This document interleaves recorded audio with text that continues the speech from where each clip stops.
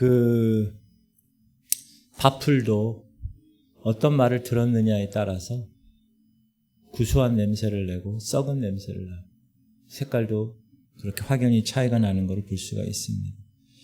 지금 이 시대는 여러분 이 말의 파급력이 그 어느 때보다 더 커진 시대입니다. 왜냐하면 현대 과학기술이 얼마나 발달했어요? 또 미디어, 여러분 핸드폰 하나 갖고 있으면 뭐든지 할 수 있는 이 시대가 되었습니다. 그래서 인간의 입에서 나온 이 말 한마디, 손가락 끝에서 나온 이 글 한 줄이 몇 초 만에 지구 반대편까지 곧바로 날아가서 수많은 사람들 마음에 닿고 때로는 어떤 사람에게는 깊은 상처와 아픔을 남길 수 있는 환경이 지금 이 시대 환경입니다. 오늘날 인터넷 공간과 SNS, 여러분 카톡, 페이스북에서 하는 것들, 인스타그램 이런 것들, 이런 일상에서 긍정적인 것보다는 비난과 조롱과 거친 농담과 근거 없는 소문과 왜곡된 말들로 자주 흔들리는 모습을 보고 있습니다. 그런데 이런 세상 풍조가 중요한 건 뭐냐? 이 교회 공동체 이 거룩한 문턱을 넘어서서 성도들의 입술에도 조금씩 스며들어간다는 것입니다. 그러다 보면 바발에게 한 달 동안 그렇게 얘기했을 때 변한 것처럼 성도들의 영혼을 지치게 하고 신앙 공동체를 흔들게 만드는 흔하면서도 가벼이 여길 수 없는 이런 죄를 만들어낸다는 거죠. 그 죄가 다름 아닌 혀를 제어하지 못하는 죄라는 거예요.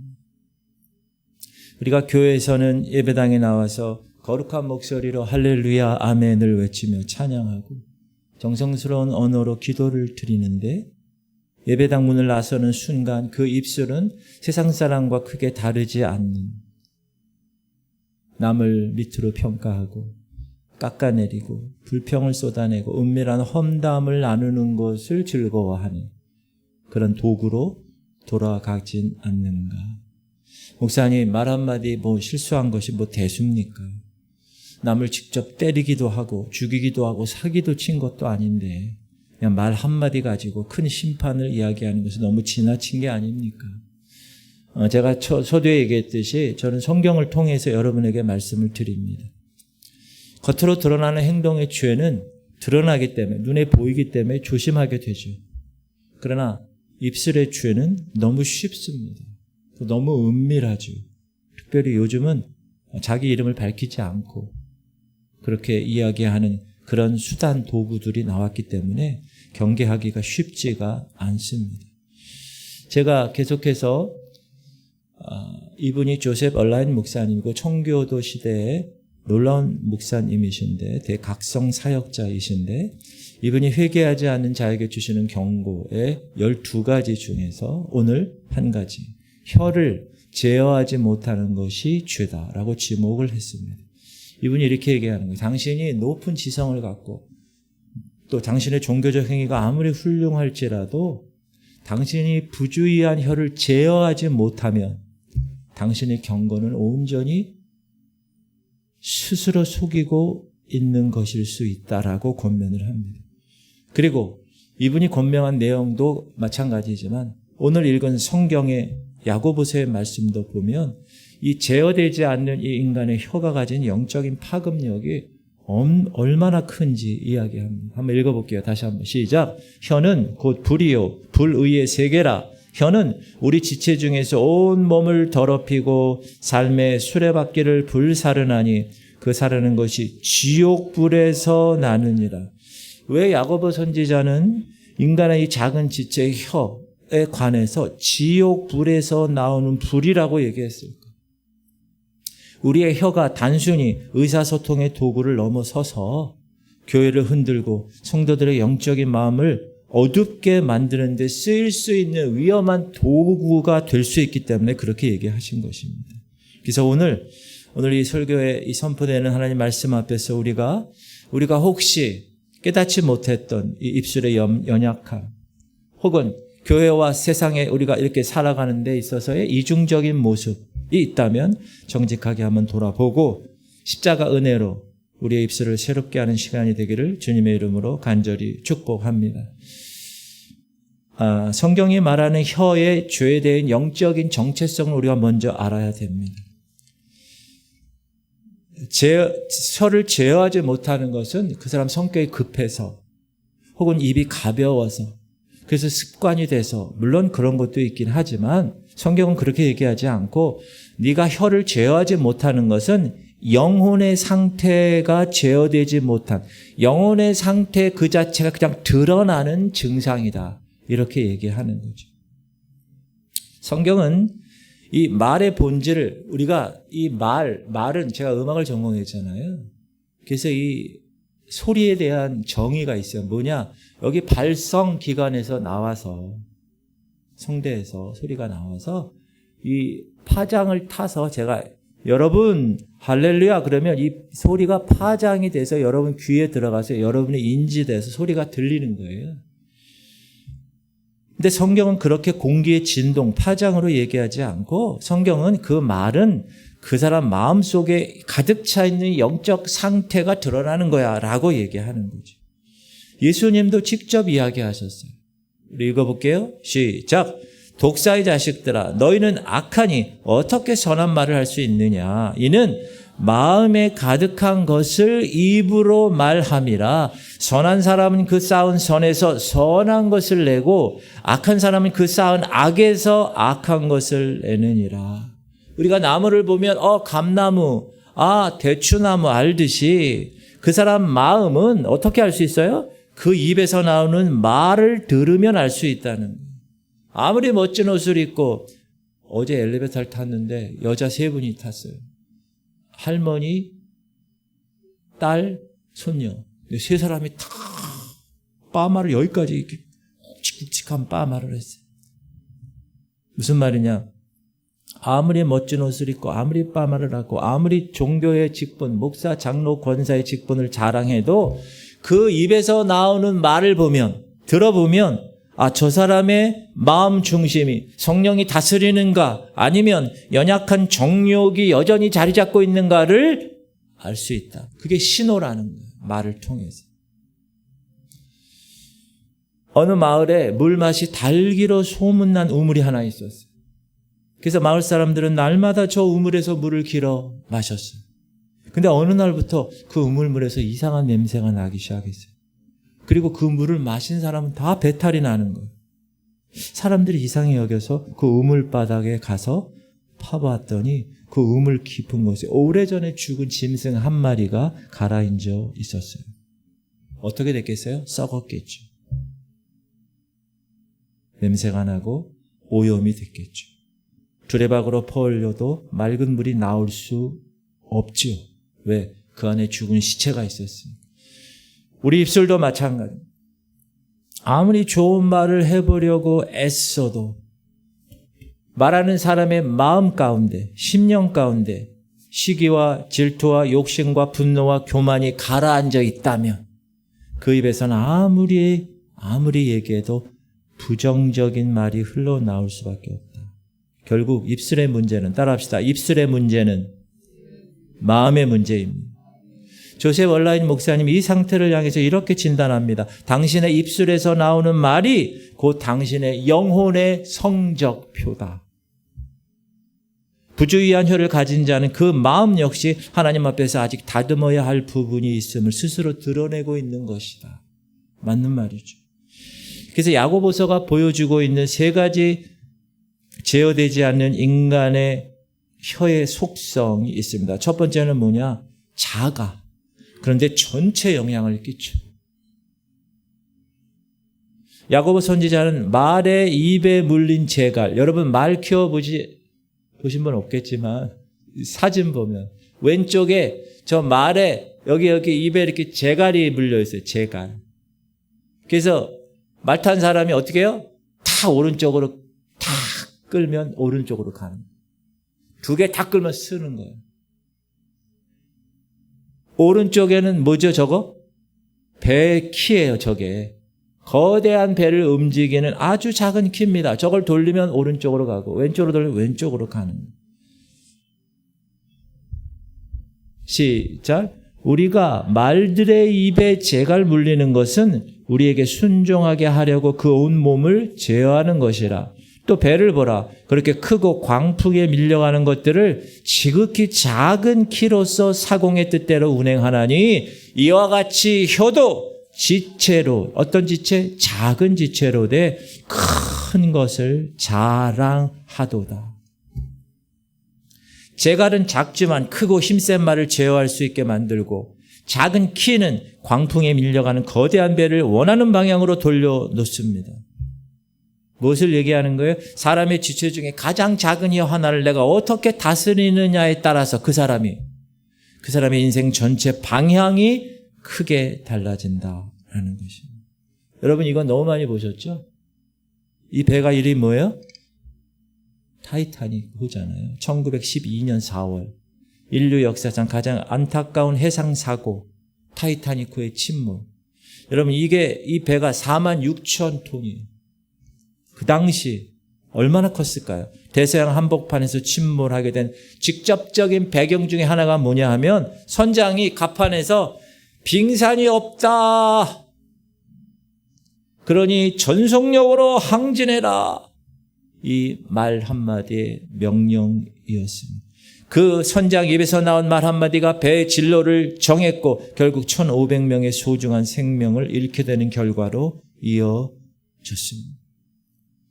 성급한 말 한마디가 많은 이들의 운명에 영향을 주었다. 하물며 교회 공동체 안에서 날마다 제어되지 않는 혀로 내어뱉는 말들이 주님이 귀하게 여기는 이 영혼들에게 얼마나 깊은 아픔을 주고 상처를 줄 수 있을까? 성경은 얘기하는 거예요.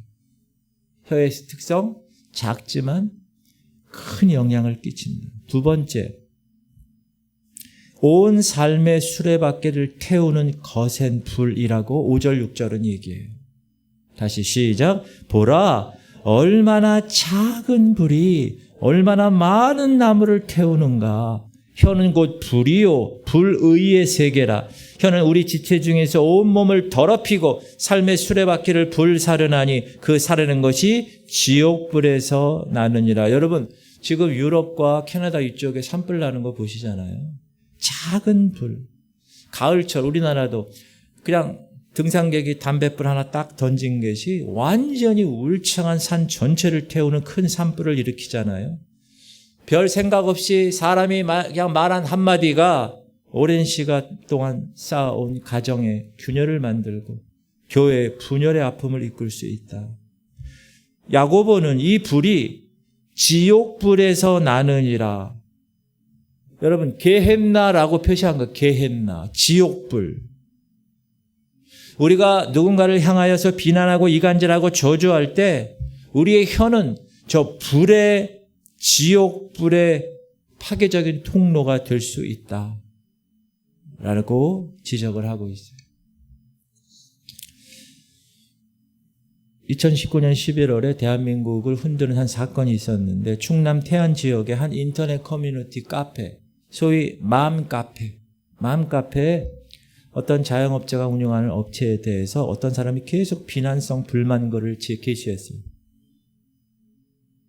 사실관계가 제대로 확인되지 않은 상태에서 무분별하게 퍼져나갔어요. 악성 댓글, 마녀 사냥식의 비난이 이어졌어요. 그러니까 그 해당 업체가 신뢰도가 추락했어요. 정상적인 영업이 불가능할 정도로 큰 타격을 입었어요. 잘못이 없었어요, 그 사람은. 근데 억울하게 누명을 쓰고 쏟아지는 비난을 견디지 못해서 40대 사장은 세 아이를 남겨둔 채 극단적인 선택을 했습니다. 이게 뭐예요? 오늘 야고보가 이야기하는 혈의 불의 실상입니다. 지옥불에서 나오는 혀의 불.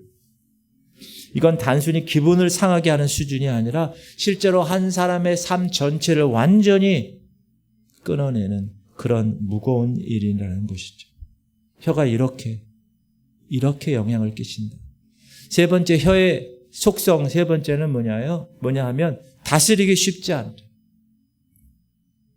8절입니다. 시작. 혀는 능히 길들일 사람이 없나니 쉬지 아니하는 악이요 죽이는 독이 가득한 것. 여러분, 사람은 그 범고래, 시월드 같은 데 가면 고래 위에서 막 올라가고 막 고래를 잘 길들이죠.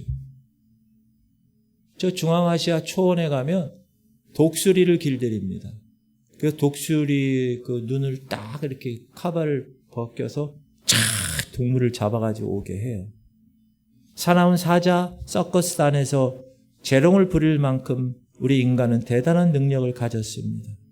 그러나 그 어떤 사람도 자기 입안에 있는 요 몇 센티미터 되지 않는 이 혀 하나를 온전히 길들이지 못한다. 너무 어렵다는.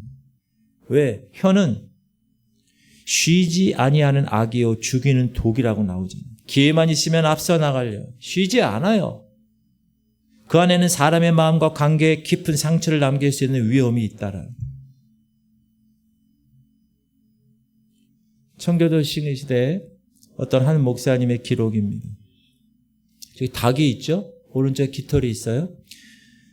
자신의 교회에서 오랫동안 남의 험담을 즐겨하는 한 집사님이 있었어요. 그 집사님이 어느 날 깨달았어요. 목사님 찾아왔어요. 목사님, 제가 수년 동안 성도들에 대한 험담을 퍼뜨렸어요. 제가 원인입니다.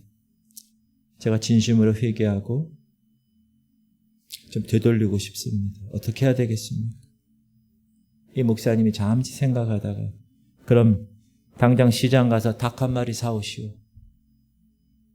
그리고 마을길을 걸으면서 닭의 깃털을 한 장씩 뽑아 바람에 날리고 집에 오시오. 그 집사가 참 이상하네. 목사님 왜 이렇게 하라고 그러지? 그러면서도 진짜 시장 가서 닭을 사가지고 그렇게 했어요. 다음날 목사가 그를 불러 이렇게 얘기합니다. 이제 어제 당신이 뽑아 날린 깃털 모두 다 주워 오십시오. 집사님이 놀라며 얘기하는, 목사님 불가능한 일 아닙니까? 깃털이 사방팔방으로 다 날아가 버렸는데 어떻게 다 주워 담을 수 있습니까? 그러니까 그 목사가 차분하게 말했습니다. 집사님, 맞습니다. 당신이 지금까지 몇 년 동안 뿌린 그 말 주워 담을 수 없습니다. 그렇게 얘기했어요. 한 번 세상에 나간 말은 완전히 주워 담을 수가 없다. 사랑하는 성도님들, 한 번 내뱉은 말은 바람에 날린 깃털과 같다라는 것. 아무리 후회해도 이미 상한 마음을 온전히 되돌리는 것은 우리 힘만으로는 쉽지 않다라는 것이죠. 자, 그러면 혀를 제어하지 못하는 사람들이 마주하게 될 영적인 결과는 무엇일까? 성경은 왜 이토록 입술의 죄를 그렇게 무겁게 다룰까? 이 영적 결과 첫 번째는 성경이 얘기합니다. 마지막 날에 네가 말한 그 말을 하나님이 헤아림을 당할 것이야. 그 말이 하나님으로부터. 온 우주의 재판장이신 하나님께서 그 말에 대해서 요구하세요. 심판을 받을 것이에요. 성경 얘기해요. 시작. 내가 너에게 이르노니 사람이 무슨 무익한 말을 하든지 심판날에 이에 대하여 신문을 받으리니 네 말로 의롭다함을 받고 네 말로 정죄함을 받으리라. 여기 무익한 말이야. idle word. 무익한 말. 무슨 말이냐? 별 생각 없이 내던진 말. 농담. 보통 우리가 얘기하는 뒷담화. 가볍게 던지는 이야기들. 이렇게 우리가 뱉고 잊어버린 그 수많은 말들이 하나님 앞에서 어떤 형태로든 기억되고 있다는 거예요. 심판날에. 하나님께서 우리가 나눈 말들을 되짚어 보신다는 거예요. 되짚어 보시면서 예배당에서 드린 기도의 분량보다 내가 평생 동안 남을 평가하고 비난하며 쏟았던 말의 분량이 훨씬 더 많다는 사실이 드러날 때 우리는 어떻게 해야 될까요?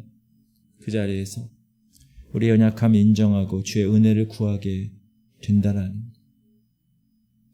여러분, 이 사람이 누구냐 하면 하인리 히물러라는 사람이에요. 2차 세계대전 당시 독일 친위대 사령관이에요. 이 사람이 유대인의 학살을 명령을 했는데 히틀러의 그 말을 받고 그냥 그 입에서 나온 말 한마디였어요. 그냥 가스실에 데리고 와서 죽여. 이 말 한마디. 이 말 한마디가 결국 600만 명의 유대인이 참혹하게 희생되는 홀로코스트로 이어집니다. 전쟁이 끝났어요. 그 전쟁에 대한 평가, 국제재판소, 뉘른베르크 국제재판소에서 재판을 합니다. 이런 판결이 나왔어요. 직접 총을 쏘지 않았어도 그 명령의 말을 뱉었다는 이유로 무거운 판결을 받게 됩니다. 사랑하는 성도님들, 세상의 법정도 이처럼 말로 저지른 잘못에 대해서 신중하게 헤아립니다. 하물며 모든 것을 아시는, 전지하시는 분, 의로우신 하나님의 최후 심판대 앞에서 우리가 뱉은 모든 무익하고 거친 말들 얼마나 신중하게 다루어질지를 생각해 볼 필요가 있다. 두 번째, 혀를 제어하지 못한 결과는 하나님 백성의 공동체 아픔을 주는 도구가 될 수 있다는 것. 시작. 패역한 자는 다툼을 일으키고 말쟁이는 친한 벗을 이간하느니라. 나무가 닿으면 교회 안에 시험이 들어오고 어려움이 생기는 배경 잘 살펴보세요, 여러분. 대단히 신학적인 교리 논쟁 때문에 교회가 어려워지는 경우는 거의 없어요. 대개 어떻게 이루어지죠? 야, 누가 그러더라 라고 시작되는 확인되지 않는 이야기, 은밀하게 전해지는 험담, 상처를 주는 거친 말 한마디가 성도와 성도 사이를 멀어지게 하고 교회를 어수선하게 만든다는, 실제로 있었던 이야기예요, 여러분. 교회가 200명이 넘는 성도들이 출석하던 아름다운 공동체였어요. 근데 어느 날 권사 한 분이, 야, 저 집사님이 교회 헌금을 잘못 사용했대. 했다더라. 카더라. 그 말을 이 권사님이 두 사람에게 얘기했어요. 근데 그 두 말을 들은 두 사람이 또 두 사람, 각각 두 사람에게 전했어요. 그 소문이 일주일 사이에 온 교회에 퍼졌어요. 사실 그 집사는 그 돈에 손을 댄 일이 없었어요. 오해에서 시작된 사실 무근의 이야기예요. 근데 소문이 퍼졌어요. 그 집사님, 해당 집사님 어땠을까? 마음이 상했지. 교회를 떠났어요. 그 소문을 들은 성도들, 아이, 이런 거 가지고 이렇게 됐어. 하나둘 교회를 떠났어요. 200명이 넘는 교회가 50명으로 줄었어요. 여러분, 한 사람의 성급한 입술 하나, 한마디가 200명의 아름다운 공동체에 영향을 준 겁니다. 입술로 교회에 어려움을 주는 일은 결코 가벼이 여길 수 없다는 것을 여러분 꼭 잊지 마시기를 주님의 이름으로 축복합니다. 이런 경우 너무 많아요, 지금. 이 지방에 내에서도 있고 타 지방에서도 막 그런 얘기들이 막 들려요. 세 번째, 혀를 제어하지 못하는 영적인 결과 세 번째는 우리의 영적 생활에 있어서 하나님께 온전하게 예배드리고 영적인 활력을 얻어서 영적 생활을 하는 것에 저해가 되는, 야고보는 이렇게 얘기합니다. 시작. 누구든지 스스로 경건하다 생각하며 자기 혀를 제갈 물리지 아니하고 자기 마음을 속이면 이 사람의 경건은 헛것이라. 여러분이 주일 예배 한 번도 빠지지 않아요? 11조도 성실히 내요? 성경 많이 암송해요? 근데 혀에 제갈 물리지 않았다. 혀에 제갈 물리지 않았다면 그 경건함은 온전하다고 말할 수 없다. 그리고 그 거친 말을 내뱉는 순간 성령님은 어떠신가? 여러분 안에 성령님이 있잖아요. 근데 그 성령님이 그 거친 말을 내뱉는 순간 어떠십니까? 시작. 하나님의 성령을 근심하게 하지 말라. 그 안에서 너희가 구원의 날까지 인치심을 받았느니라. 인치심을 받았다는 건 뭐예요? 내 거라는 거예요. 내 거. 성령님의 인치심을 받았다. 성령님 거라는 거예요. 성령의 감동이 약해진다는 거예요. 그렇게 되면 마음이 메말라져요. 영적으로 힘이 빠져요. 무기력해진다는 거예요. 어떤 권사님이 계셨는데 기도도 뜨겁게 하시고 영적으로도 풍성한 분이세요. 새벽 기도도 빠지지 않았어요. 근데 어느 시기부터 그 목사님에 대한 불만을 은밀하게 다른 성도들에게 흘리기 시작하는 거예요. 처음에는 기도 제목이에요 라는 명목으로, 나중에는 노골적인 비방으로 번져갑니다. 근데 이상하게도 그때부터 그분의 기도가 힘을 잃기 시작합니다. 새벽에 무릎을 꿇어도 하나님의 임재를 경험하지 못해. 성경을 읽고 말씀이 마음에 들어오질 않아. 그런 경험을 하는 거예요. 그리고 시간이 지났어요. 몇 달 후 하나님이 나를 떠나셨어. 그렇게 이야기하며 교회를 떠났어요. 사실 그분이 하나님을 떠난 게 아니라 그분의 입술에서 나온 그 비방의 말들이 성령, 안에 있는 성령을 근심하게 해서 그 마음에 성령의 임재가 약해진 것입니다. 그러므로 여러분, 성령을 근심하게 하는 일을 하면 되지 않습니다. 마지막 시대에 여러분이 깨어있는 든든한 주의 일꾼으로 온전히 서기 위해서는 이 입술의 열매를 꼭 점검해야 된다는 것. 그렇다면 이 마지막 시대에 어떻게 혀를 제어하고 입술을 지킬 것인가? 어떻게 끝까지 거룩함을 지키는 언어의 소유자가 될 수 있을까? 세 가지입니다. 첫 번째는 입술의 주권이 내가 아니라 예수께 있다는 걸 고백합니다. 여러분, 우리가 왜 내 마음대로 남을 비방하고 불평하고 쏟아내나요?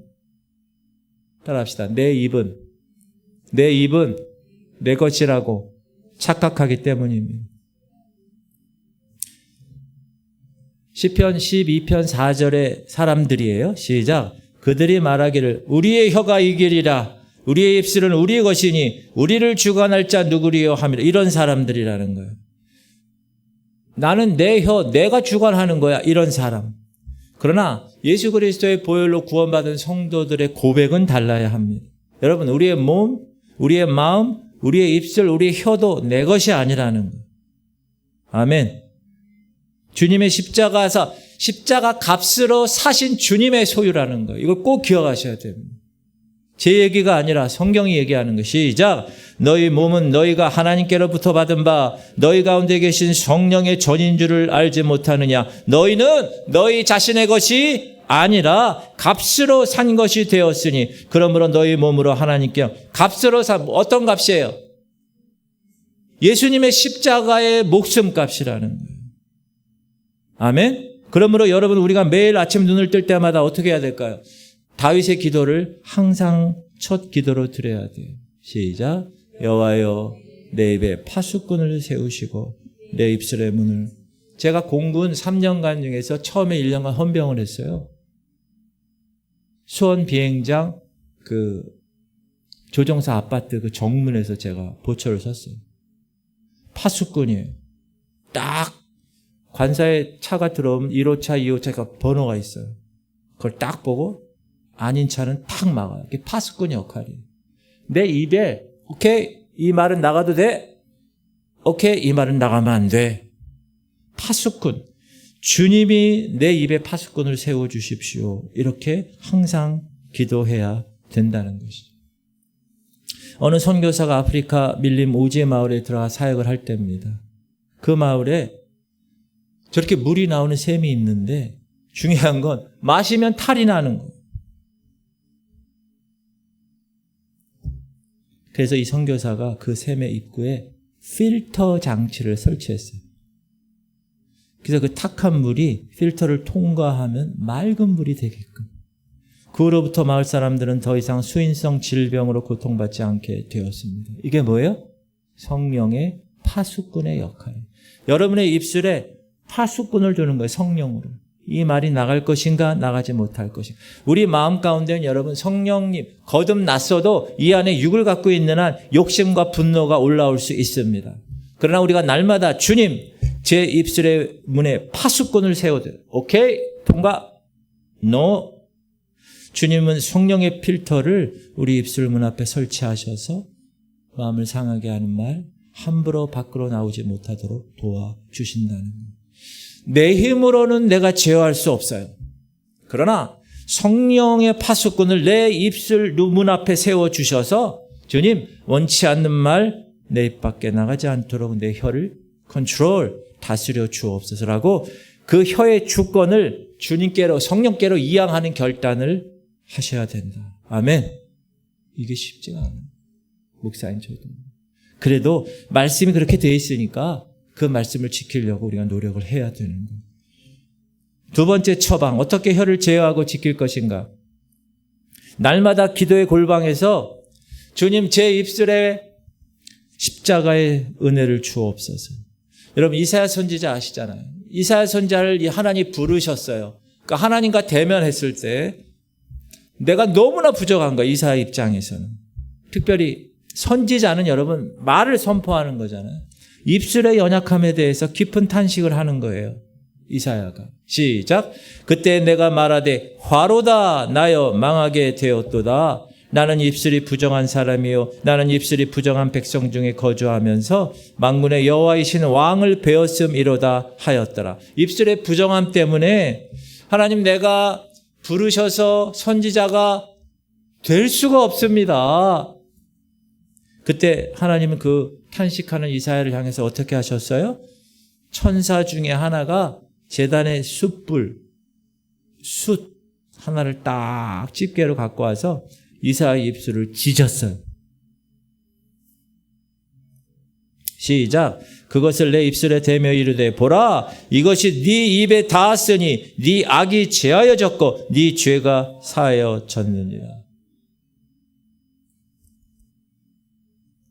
여러분 외과 의사들이 심각하게 상처가 감염된 경우에는요. 요즘은 안 그러는데 옛날에 약이 없었을 때는 고열 소독법을 많이 사용했대요. 그러니까 세균과 독소가 있잖아요. 그러면 고열로 소독을 하면 충분한 열에 노출되면 그 세균과 그 독소가 사멸된다. 영적인 이치도 마찬가지입니다. 우리 입술에 자리 잡은 그런 험담, 저주, 불평 이런 습관이 우리 사람의 의지력과 우리 사람의 다짐만으로는 완전히 다스리기 어렵기 때문에 성령의 은혜, 예수 그리스도의 그 보혈의 능력으로 맡기는 거예요. 매일 십자가의 은혜, 성령의 은혜를 구하는 거예요. 그것이 뭡니까? 예배의 현장이에요. 예배의 현장. 아멘.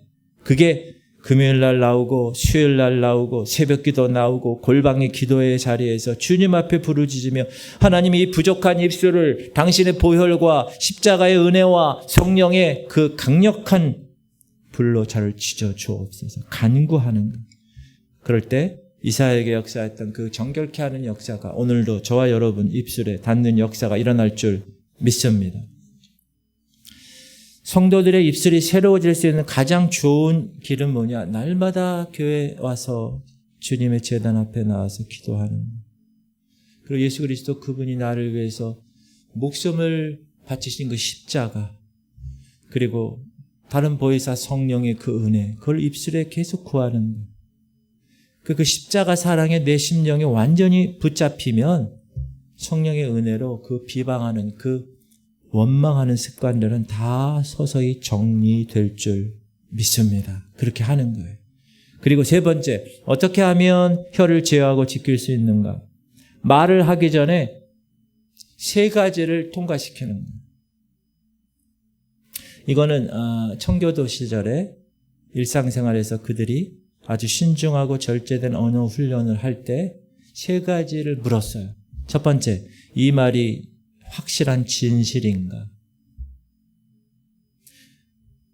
혹은 추측, 소문에 의한 것인가? 두 번째 필터는 뭐냐? 이 말을 듣는 사람이 이 말을 듣고 덕을 세울 수 있는가? 상대방을 세우는 말이 아니라면 멈췄다는 덕. 이 말이 세 번째, 주님의 영광을 위한 필요한 말입니다. 만약에 이 말이 주님의 사실이고 덕을 세우지만 주님의 영광을 돌리는 게 아니야. 그러면 안 하는 거예요. 사실인가? truth. 덕을 세우는가? edification. 꼭 필요한 말인가? necessity. 이 세 가지 필터를 항상 이 청교도 성도들은 꼭 통과시켰다. 내가 하려는 말이 이 세 가지 질문에서 단 하나라도 통과되지 못하면 아무리 재밌는 말이라도 입이 근질근질 거려도 멈추고 침묵했다. 너무 멋있지 않아요, 이분들이? 우리에게도 동일하게 성경이 이야기합니다. 시작! 무릇 더러운 말은 너희 입 밖에도 내지 말고 오직 덕을 세우는 대로 소용되는 말로 선한 말을 하여 듣는 자에게 은혜를 끼치게 하라. 이게 아까 얘기한 세 가지 필터예요. 확실한 진실인가? 덕을 세우는 것인가? 꼭 필요한 말입니다. 여러분, 이 사람이 우리가 잘 아는 무디 목사님이에요. 이 무디 목사님은 평생 원칙을 지켰는데 그가 말을 해야 할 상황이 되면 꼭 원칙을 세웠어요. 첫 번째, 내가 말을 하는 그 사람이 자신의 옆에 있다고 상상하고 그분이 들어도 괜찮은 말인지를 먼저 생각한 다음에 입을 열었대요. 그리고 어떤 정보나 소문을 들었으면 남에게 전하기 전에 그것이 정말 사실인지를 직접 확인하는 절차를 거쳤대요. 그래서 이 무디 목사님은 평생 자신의 말로 인해서 누군가 마음에 상처를 입혔다는 이야기를 남기지 않았습니다. 그가 가는 곳마다 오히려 그의 말을 통하여 더 회복되고 더 위로받는 일이 일어났다. 여러분, 우리도 이렇게 한번 생각하는 습관을 들였으면 좋겠어요. 잠시 생각을 하는 그 잠시의 침묵이, 그 짧은 침묵이 한 영혼의 마음을 지킬 수 있고 공동체를 화평으로 이끌 수 있다고 성경은 이야기하고 있기 때문에 그렇습니다. 사랑하는 성도 여러분, 이제 말씀을 맺고자 합니다. 지금 이 시대는 주님이 다시 오실 날이 가까운 엄중한 급박한 마지막 때입니다. 혹시 우리가 제어되지 않은 자유로운 혀를 가지고 지금까지 생활하진 않았는가? 성도들을 서운하게 하고 목회자를 비방하고 집안에서 가족들에게 상처 주는 말을 남기고 살아갔진 않았을까? 그럼 미국 남북전쟁 때 남군과 북군이 치열하게 전투를 벌이던 어떤 전선에서 있었던 실화예요. 남군의 한 대령이 전쟁 중에 부상을 입고 들판에 쓰러져 죽어가고 있었어요. 근데 북군 하사관이 막 가다가 총뿌리를 겨누며 다가갔어요. 쓰러져 있는 대령을 봤어요. 숨을 거두면서 근데 그 남군의 대령이 이렇게 얘기하는 거예요. 나는 하나님의 아들로서 당신을 용서합니다. 그리고 당신을 사랑합니다. 그 남군 대령의 말 한마디에 북군 하사관이 그 자리에서 멈추고 총불을 내리고 적군인 그 대령을 들고 들쳐업고 야전병원으로 달려가서 생명을 구합니다. 후에 이 하사관이 이렇게 얘기합니다.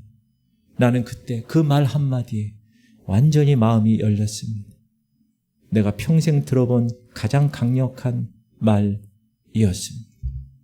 사랑하는 성도님들, 우리의 입술은 사람의 마음을 아프게 할 수도 있고 원수마저 마음을 열게 할 수도 있는 가장 귀한 도구가 될 수도 있다. 아멘. 조셉 얼라인 목사님은 마지막으로 이렇게 권면합니다. 당신의 부주의한 혀를 주님 앞에 온전히 내려놓으십시오. 거친 말을 내뱉는 입술을 가지고는 천국의 아름다운 찬송을 온전히 부를 수 있다고 착각하지 마십시오.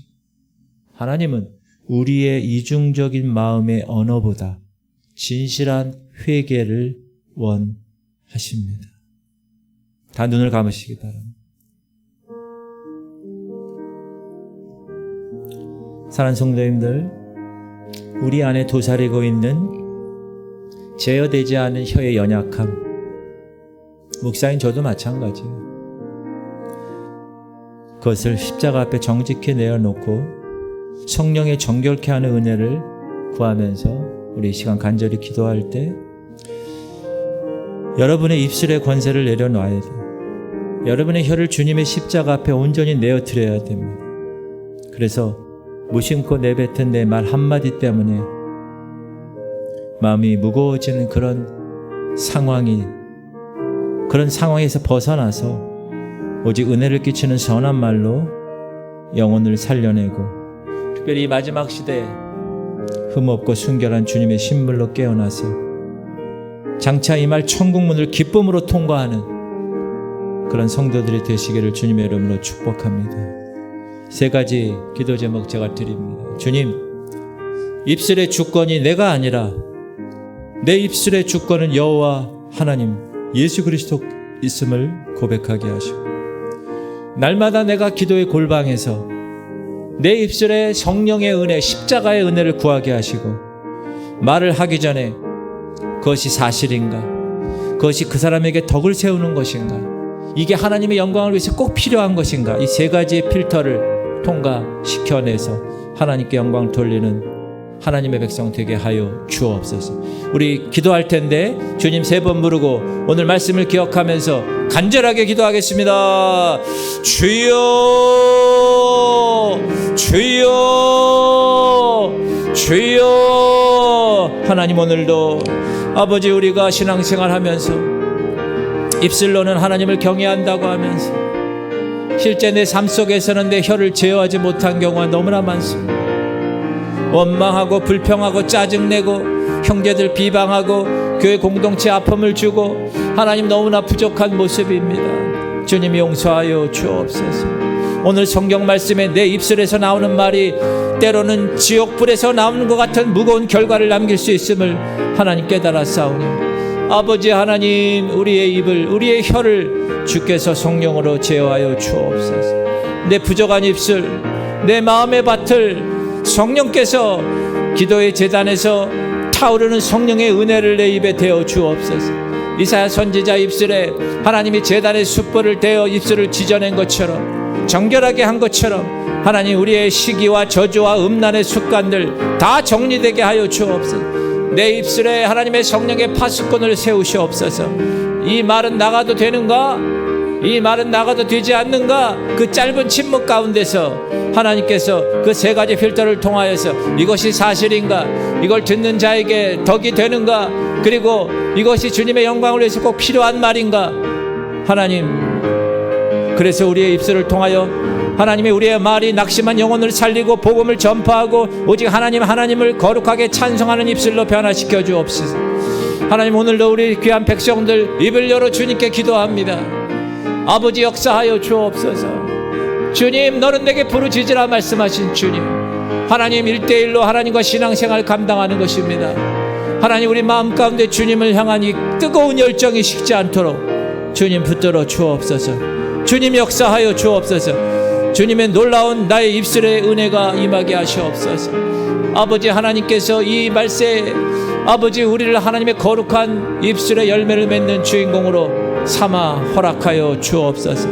오 주여, 이 시간 주님을 갈망하고 주님의 거룩한 백성답게 살아가는 우리 모두가 되게 하여 주옵소서. 오, 이 시간 역사하시옵소서. 하나님 감사합니다. 아버지, 하나님 신앙생활 한다고 하면서 내가 하나님을 입술로서 경외하고 찬양한다고 하면서 실제 삶 속에서 내가 내 혀를 제어하지 못했습니까? 하나님 용서하여 주옵소서. 목사인 저부터 하나님, 우리 성도들 한 사람 한 사람에게까지 원망과 불평, 형제를 비방하고 교회 공동체 아픔을 주었다면, 그런 부족한 모습이 있었다면 하나님 용서하여 주옵소서. 성경은 내 입술에서 나오는 말이 지옥불에서 나오는 것 같은 무서운 결과 남길 수 있다고 하셨습니다. 아버지, 용서하시고 깨닫지 못했던 우리 어리석음 불쌍히 여겨주시고, 하나님, 이 시간 예수 그리스도의 보혈로 이사야 선지자가 하나님이여 내 입술이 망하게 되었도다 했을 때 하나님 제단의 숯불을 꺼내셔서 그 입술을 찢으셔서 선지자 입술을 감당하게 하신 것처럼 하나님, 내 부족한 입술과 내 마음의 밭을 새롭게 갈아엎어 주셔서 하나님, 타오르는 성령의 은혜를 내 입에 주셔서 아버지 하나님이여 성령의 파수꾼을 세워주셔서 남을 아프게 하는 말이 아니라 낙심한 영혼을 살리고 복음을 전파하고 오직 하나님만을 거룩하게 하는 그런 입술이 될 수 있도록 하나님 붙들어 주옵소서. 결단하게 하여 주옵소서. 감사드리며 예수 그리스도 이름으로 기도합니다.